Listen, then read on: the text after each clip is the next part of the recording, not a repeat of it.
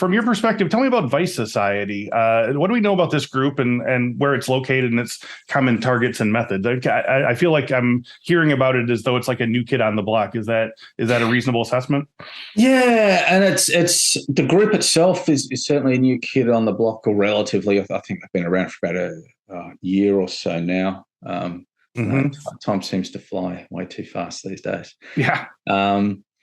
But the interesting thing about them, a lot of the groups we hear about, and the way ransomware operates is you generally have your ransomware writing group that writes the actual encryptor, manages the payment transaction, and then you have the affiliates. So the affiliates would take the encryptor that's been developed by that sort of core business, gain access to their victim, detonate the ransomware, and then all the encryption keys or decryption keys are actually managed by that ransomware writing group.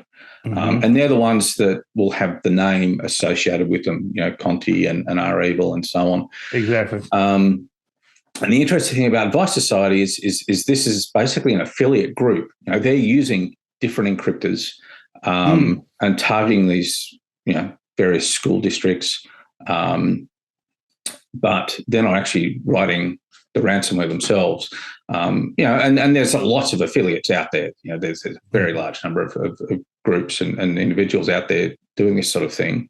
But for the most part, we generally are identifying and linking back to the actual encryptor that they're using rather than the actual group. So these guys are a little different from that aspect. Yeah. So, it would be easy enough to sort of think of these as kind of like warring mafia factions or something, when in fact you're talking more, it'd be like calling them, the 45 Society or the Sawed-Off Shotgun Society or something like that. So,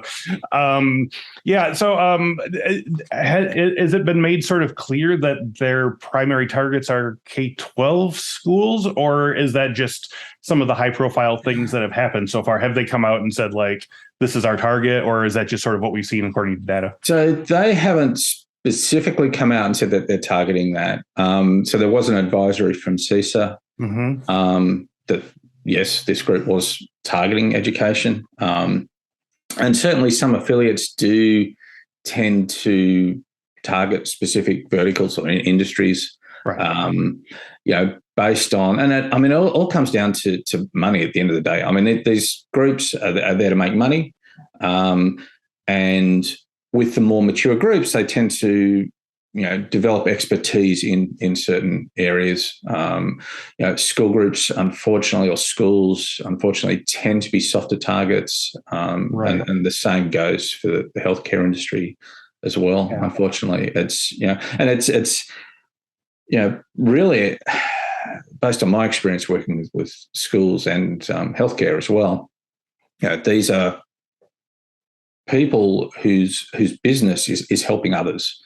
They're, at the end of the day, they're fairly trusting. They're out, their focus is on giving access and making life as easy for their customers or students or patients as possible.